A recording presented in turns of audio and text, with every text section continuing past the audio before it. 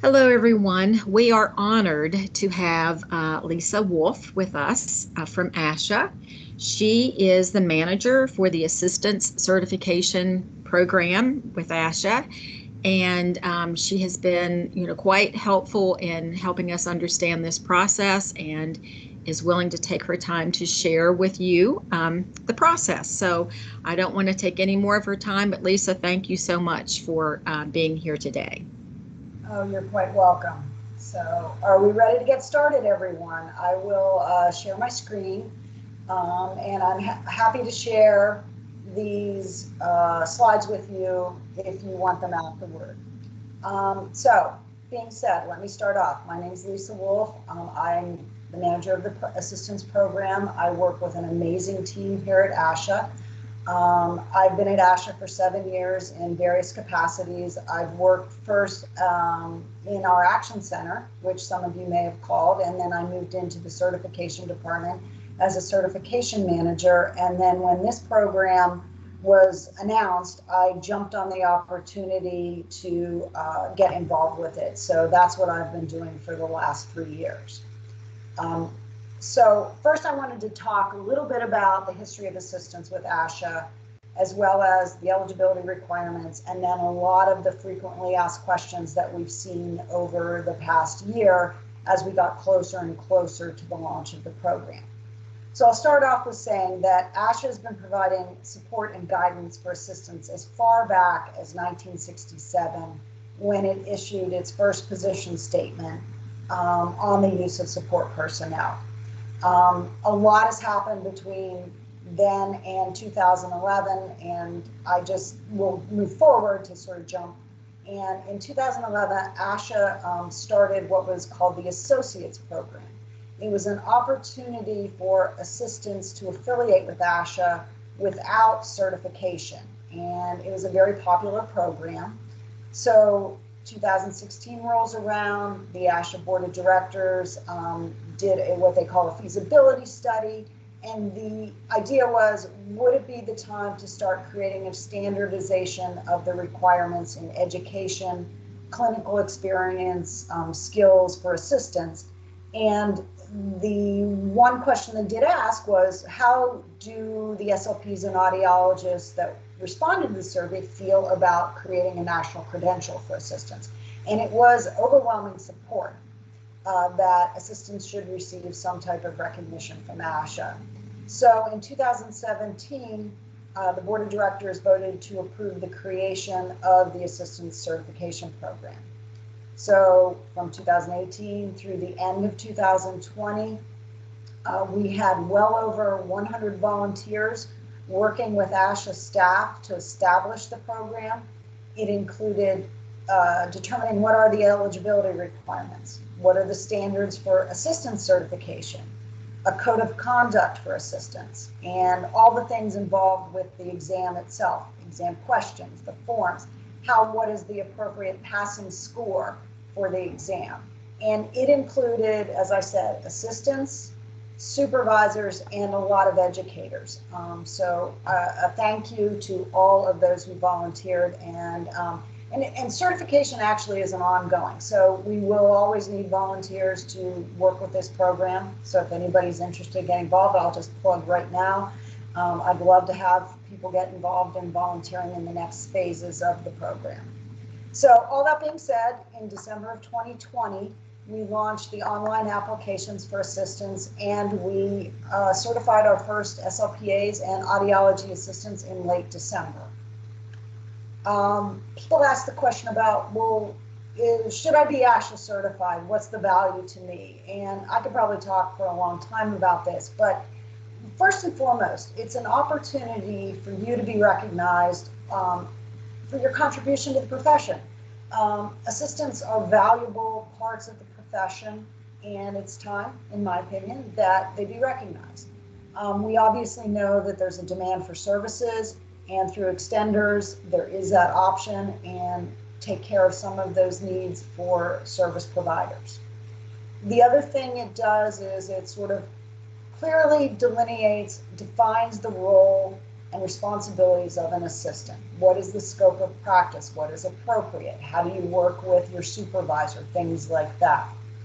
We hope this will create greater uniformity with state regulations and the different educational programs.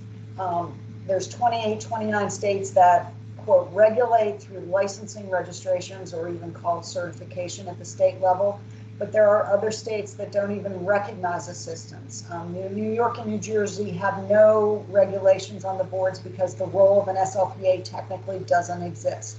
We hope that this certification will allow the licensure boards to sort of think about where they are and where they might want to go with the use of this support personnel.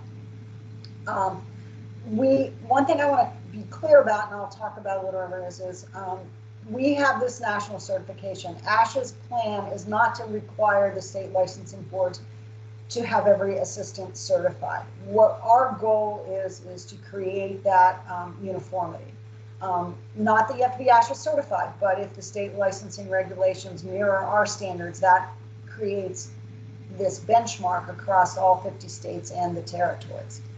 On a personal level, it helps employers identify qualified assistants because you've taken additional steps in addition to your education and licensing requirements, that you've passed a national exam by Asha, which is known in the field as one of the leaders in SLPs and audiology. For employers, it also can reduce the training time for assistants. You're walking in, you've already demonstrated you have the knowledge and skills necessary to work as a successful assistant. There are 3 different pathways for SLPAs. We do have 3 pathways for audiology assistants, but Libby said this was mainly SLPA, so I'll just kind of focus on that. The first pathway is the completion of a 2-year SLPA associate's degree through a community college, a technical training program. That is one option. Some states allow that, permit that, some only permit. California, everything is based on a 2-year SLPA degree. Some require bachelor's, and some states allow assistants to be either associates or bachelor's degrees. So we wanted to incorporate that. The second option is that if you had a bachelor's degree in communication sciences, and the other requirement would be is you complete Asha's online SLPA education modules. And I'll talk a little bit further about what they are in the question section. The third option, which is kind of interesting, is somebody that doesn't have a communication sciences background. They have a degree in early education or psychology. And the most interesting one I've seen is somebody that went to Emory-Riddle Aeronautics and had a bachelor's degree in aeronautical science, but decided that speech was her pathway. So she went back and completed additional coursework. So you would complete either an SLPA certificate program with coursework in these areas, or you would do a bridge or leveling program that many people use to get the courses necessary for licensure or regulations, as well as potentially grad school. And then this pathway also would complete the online education modules too. So those are the 3 education modules, or 3 education pathways that are open. So you pick your pathway based on what your degree is. And then everybody, regardless of what pathway it is, you need to complete 3 one-hour courses in the area of ethics, safety precautions, and patient confidentiality. And I'll talk more about that part too later. And also is everyone must complete 100 clinical hours of working as either an SLPA or an SLPA student in a practicum with an Asha certified SLP who meets the 2020 supervision standards. The prerequisite courses have to be completed within 2 years of submitting an application. So if you've done something recently, it could definitely well take care of that prerequisite. So here's my top so many questions of why that we get from people about being certified. Am I required to be Asha certified? No, absolutely not. This is a voluntary optional credential from Asha. If you're licensed in your state or working currently as an assistant, it does not change anything in that. It's just something that you can choose on a personal or a professional level to do. How much does it cost? The initial application fee right now is $249. That includes the application processing, your first exam fee, and 1 year of affiliation with Asha. And there's benefits of being affiliated with Asha that is available on our website, but I won't spend any time on that because probably some of you may have been associates at one time. There is an annual renewal, just like SLPs and audiologists, and that is $125 a year. We run on a calendar year, so it's always due December 31st. How can I meet the 3 prerequisite courses? We want to make this as easy as possible. We don't want you to repeat anything that you may have done previously. So if you have employee training, in-service, professional days, that you cover these 3 areas, we have a verification of attendance form that you can use to give to, say, your HR person to say that you've completed it. All the usual professional development providers have coursework in these areas, and they do not, just to be stated, they do not have to be from Asha, and they do not have to be from an Asha approved provider. There are a lot of people that have submitted certificates that meet the requirement that are not Asha approved providers. One important thing that we find is the certificate, if you're going to be submitting, make sure that it includes your name, your course title, the date you completed it because of that 2-year window, and 1 hour in length. It's amazing how many certificates I've seen where it says that Lisa completed universal safety precautions on today's date and doesn't even say how long it is. We need to verify that you've met that 1 hour requirement. And if you've done 2 half-hour courses, we'll take two certificates. It doesn't have to be an hour on its own. And then another big question we have is about the clinical hours. It's 100 hours of working as an SLPA student with appropriate supervision or an SLPA with your supervisor. It doesn't include observation hours. So it's really easy to do. If you work 20 hours a week, in 5 weeks, you've met that 100-hour requirement. And then how do I document this? What's Asha going to ask me for? It's all done through the online application. When you complete your application, one section will ask you, who is your Asha supervisor? You'll put in either their Asha number or their name. You'll put in a date range that you completed the 100 hours. And when you submit your application, we automatically notify your supervisor to log into their Asha account and confirm the hours. And people ask me, well, you don't want any paperwork or whatever. But remember, you, as part of this application process, are saying, I will abide by the Assistants Code of Conduct, and your supervisor is already under the Asha Code of Ethics. So it's an honor system. Like I said, no documentation needs to be sent to Asha.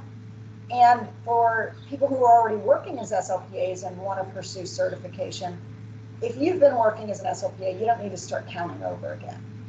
You can just pick a time period where you worked 100 hours retroactively, and that's perfectly fine. If you recently graduated, you can use your practicum hours, or you can use on-the-job experience. And as I mentioned before, your supervisor has to meet the Asha 2020 supervision requirements.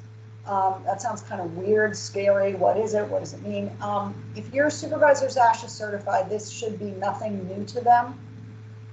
This has been around. It was announced in 2017. They need to have 2 hours of professional development in the area of supervision and held their Asha Cs for a minimum of 9 months of full-time experience. Many SLPA supervisors already meet that requirement, so it's generally not an issue, but we do want to be clear about that up front. And then let me talk about these education modules for Pathway 2 and 3, which was the bachelor's degree in communication sciences and the ones that don't have the communication sciences degree.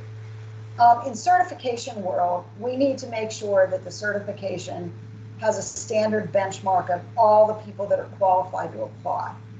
For somebody that goes to a 2-year SLPA program, from day one, their role when they graduate is to be an SLPA. They've learned about the roles, the scope of practice, and all the things that I had mentioned earlier. And I always call it the Intro to SLPA course. Bachelor's degrees don't necessarily cover that information because a lot of them are gearing bachelor students for graduate school, and they may not have had anything to do with an SLPA. So to ensure that consistency in certification standards, this module is to sort of cover that information and make sure that everybody's been exposed to that same knowledge. Now, as an experienced SLPA, this is probably review, and that's true. But from NCAA accreditation standards, which is what we are eventually, hopefully, going to do with this certification, like we have with the SLPs in audiology, to be recognized, we need to have this in place. So it's something that the people developing the program felt was an appropriate thing for them to do. The exam, I get lots of questions about the exam. Basically, in order to submit an application for certification, you need to have met all the eligibility requirements, the degree, the prerequisites, the modules, the clinical hours, and everything like that. And then you submit your application. A certification manager at Asha will review everything, and then you are approved to register for the exam, which is the final step in the certification process.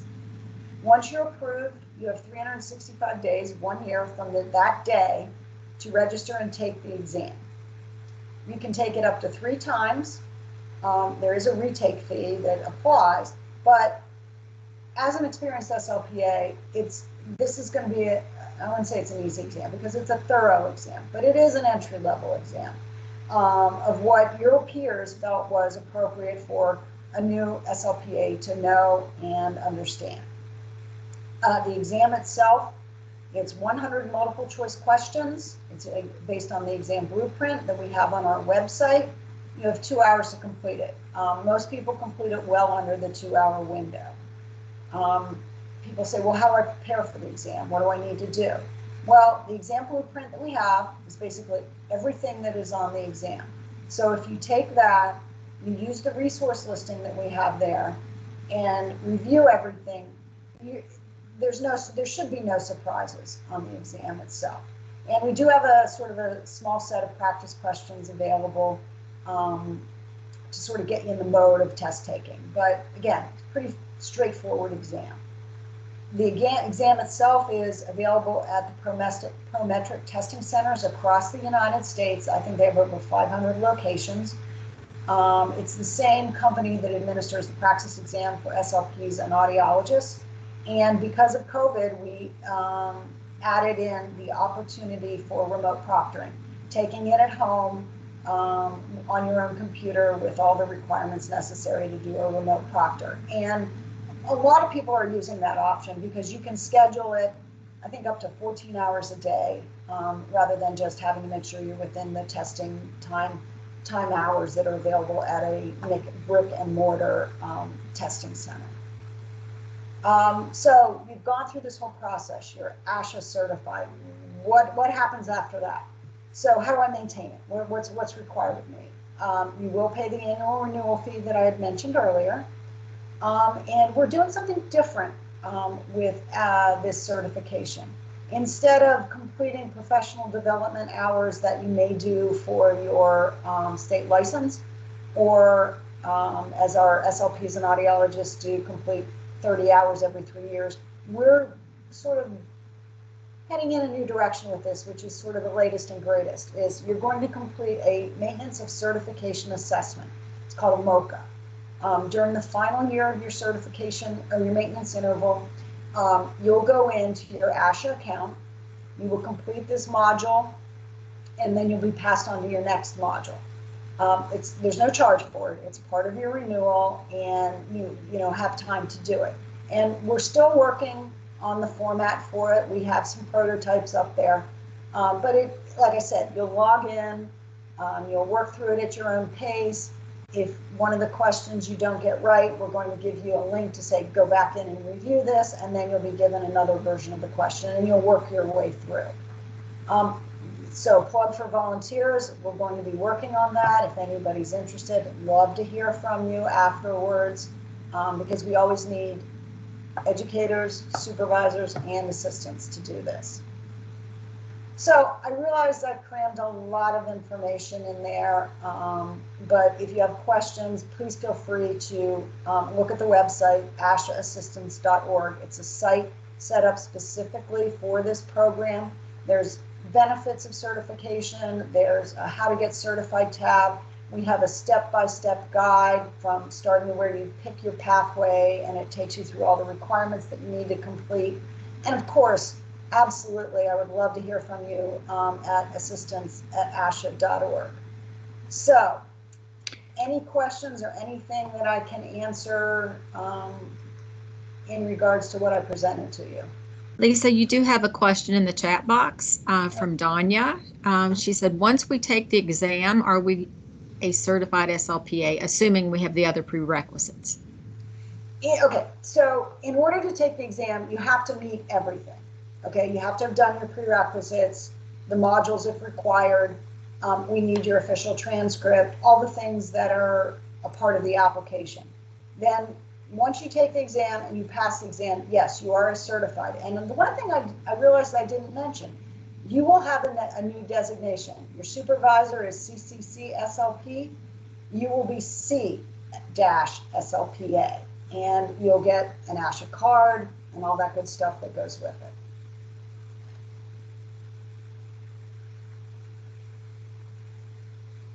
Come on, guys. I know more of you talk. This was great. It's very helpful. I want to talk, and there's no such thing as a silly question, because, you know, I've been working for this for a long, long time. And so something that may seem obvious to me may not be obvious to you. So feel free. I think Sarah might be getting on. Is that right, Sarah? Or did you just join us?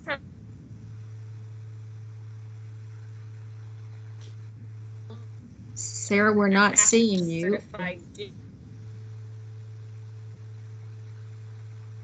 We're having a little trouble hearing you, Sarah.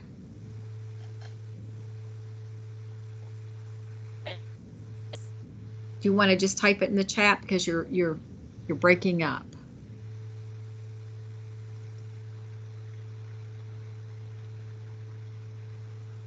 Do our supervisors need to supervise less if we are certified? That requirement will not change. And that requirement, just so you know, is not set by Asha. It is set by your state board. Supervising requirements are set at the state level, and every state has different ones. We do have recommendations, but no, unless your state would change that, it does not change. Danya, I was thinking, though, that, you know, where we start out with the 20% direct and 10% indirect, it might be that once you're certified, you would just start out with the 10% direct and 10% indirect. Okay, thank you. That's just my thought.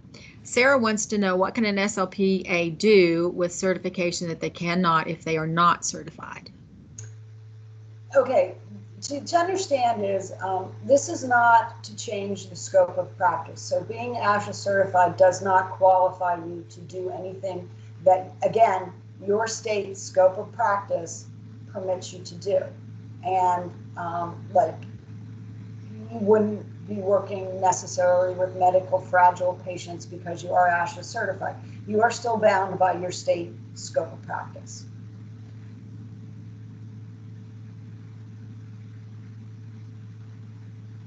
Leanne says we will have to consider everything and make a determination at a later date as far as the amount of supervision changing.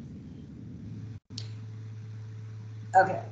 And then I saw Alicia had a question about maintaining our certification if our supervisors change from year to year. Okay. Certification will not change. If you meet the requirements for Asha certificate, can't talk. I love talking to SLPs. I never stumble so much. If you're certified by Asha, it's your responsibility, it's your relationship with Asha. Your certification is what you maintain. If your supervisor changes, you don't lose your certification. But say, for example, you go through, you get certified, your current supervisor is ASHA certified. That's great. And then, 6 months later, a year later, your supervisor changed and maybe they're not ASHA certified. That does not change your certification status. You are still ASHA certified. You still have the opportunity to maintain your certification. We're not going to penalize you because, circumstances change and your employer changed your supervisor. So don't be concerned about that.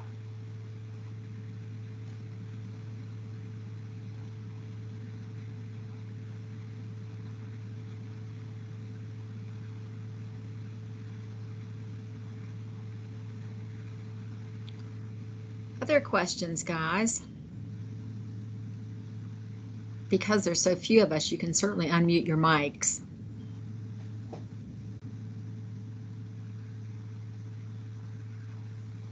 You answered everything so completely, Lisa. You really did. I guess so. Either that or I've never known SLPs and SLPAs to be quiet or shy, but maybe maybe that's a case. But again, if there's something that you're not sure of or it comes to you later, please, reach out to us. We want to make sure that everybody understands what the requirements are, what the advantages are. It's a personal and professional decision that you can make. We hope you will. We think it can do a lot for the profession to, establish this. So, again, open to any questions. Okay. I have a question. Who is Can you hear this? me? Huh? Who is This this? is Alicia. Okay. Right now, the primary employer for SLPA is the school systems. Do you see that changing with SLPAs as a career, as a whole, essentially? It's like, do you see that certification and the SLPAs being employed in other type settings as the certification becomes more readily available? I wish I had a crystal ball. And, a lot of it is going to hinge upon what the state licensing boards allow. Okay. The state licensing boards and the state speech and hearing associations, our government and public policy team has been in contact with them pretty much from the beginning, saying it's coming. If you have questions, here's what what it is. So the more states that embrace the standards for certification, the more that the profession can grow, and that very well may open up opportunities for assistants to move into. And it depends, because there are SLPAs that work in medical settings in California. Not that common, but it is, and it could. There are many that work in private practices, and it just depends on what the states permit. But, the certification is there to say, here's a standard, here's a benchmark. Okay. I see, Danielle, you had asked, is the certification requirement? No, absolutely not. Like I had mentioned earlier, I don't know if you were in then, it doesn't change what you can do right now with your state regulations and things like that. This is an optional credential that's available to you. You wouldn't lose your license because you're not ASHA certified. And then Danya asks, can we take the exam? No. In order to be approved to take the exam, you need to have met all the requirements to do that, because your application is evaluated and then you're approved to take the exam, which is the last step in the certification. Okay, will the certificate, that's a really good question about grad school.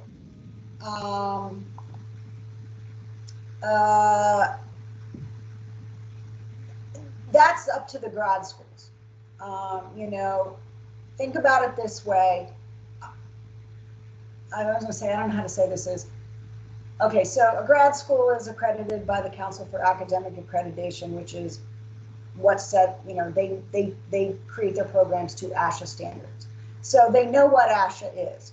The grad schools know that ASHA assistant certification is now available. And I think it's a little too early to say whether they would give you a check mark next to it because you're ASHA certified. And I wouldn't want to say what a program director, because some programs may have an opinion about it or not.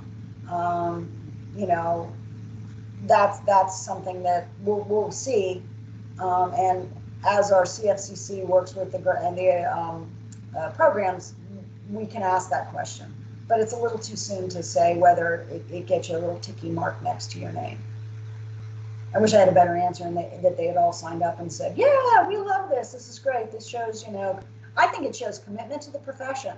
You know, if you've been working as an assistant and you want to go be ASHA certified, it shows you're committed to the profession. So I personally think, you know, it's a great thing to do.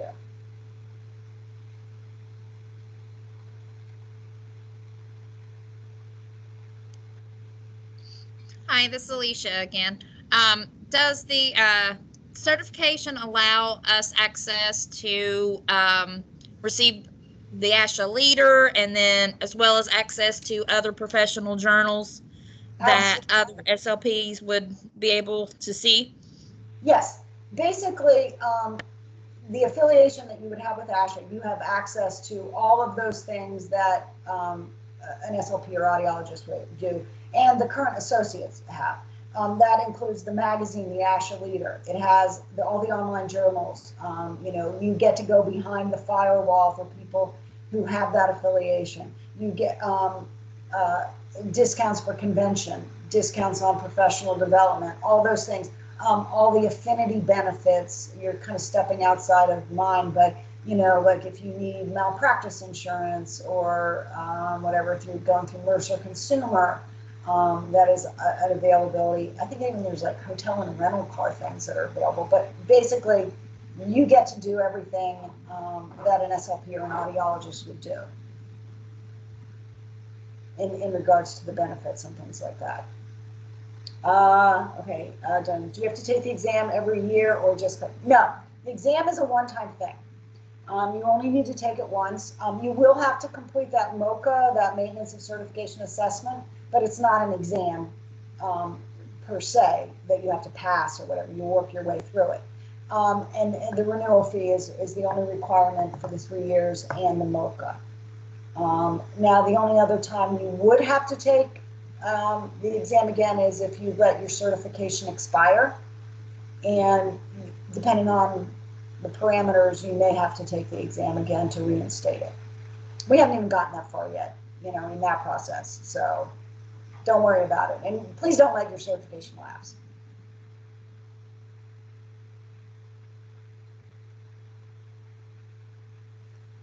Good questions, everyone. I'm sorry, did you say we pay that fee every year or every 3 years? It's an annual renewal fee, just like SLPs and audiologists. There's an annual renewal fee, and then the 3rd year is the maintenance assessment that you would complete. Oh, okay, gotcha. Thanks.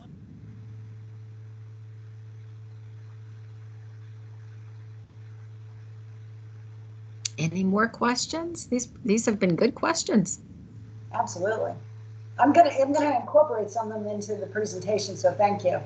It's Just Alicia one more. again. Oh, sorry. Sorry. No, go ahead, Alicia.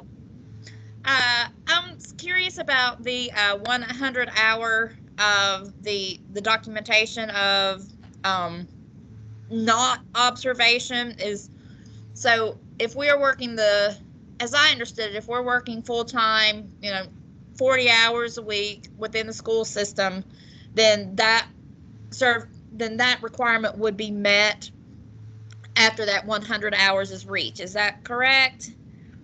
Correct. I mean, you would just like a clinical fellowship or whatever. The hours that you're spent working as an assistant count. I mean, you would exclude your lunch hours. So if, you know, that, but if you were working 10 hours a day, you know, providing, you know, the other thing is to say is, I like to use a term of our associate director, you're providing need-and-need services or working on the things that you would be doing into providing therapy. That's how you get to the 100 hours.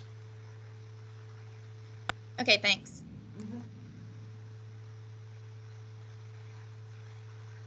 Someone else was speaking? Go ahead. Yeah, I just want to know, do you get reminders about these renewals? Because I'm so afraid I would forget.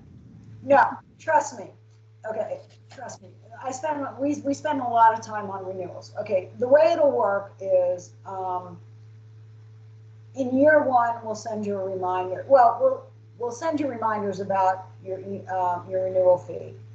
Trust me, if you pay attention to certain emails from Asha, we will mail you an invoice. If you want to mail an invoice, we'll send it to you electronically. Starting in September of every year, we send emails out saying, hey, it's time to renew. You can do it online. You can send it in. Even afterwards, we're reminding you. And it either reaches out where, up until COVID, we would even call you and say, you haven't paid yet, or you haven't completed your maintenance. Would you like to do that? And then we would send a registered letter. So if you pay attention, we're going to be there, and we're going to make it sure that, especially during your first renewal cycles and everything, that you're comfortable with what's necessary for it to happen.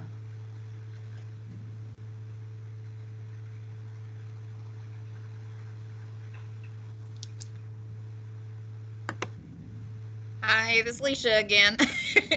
Is there anything required from our supervisors as far as any kind of documentation that goes along with our applications or recertification, anything like that? Okay, application, yeah, nothing, no document, nothing physical, okay? The online application, you'll identify your supervisor, and then they get an email to say, Alicia's applied for assistant certification. Sue, please log into your Asha account and confirm the hours were completed under your supervision. That's it. For renewal, no, that's you. That's your relationship with Asha. So they don't have to do anything else. Thanks.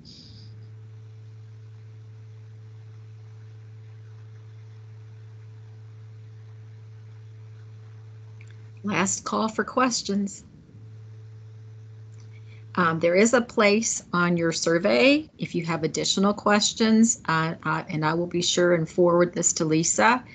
Also, if you're interested in volunteering, as you'd spoken about, put that on the survey and we can compile a list for Lisa. I think this is a great opportunity to get in on the foundation of this whole development and really help others as well.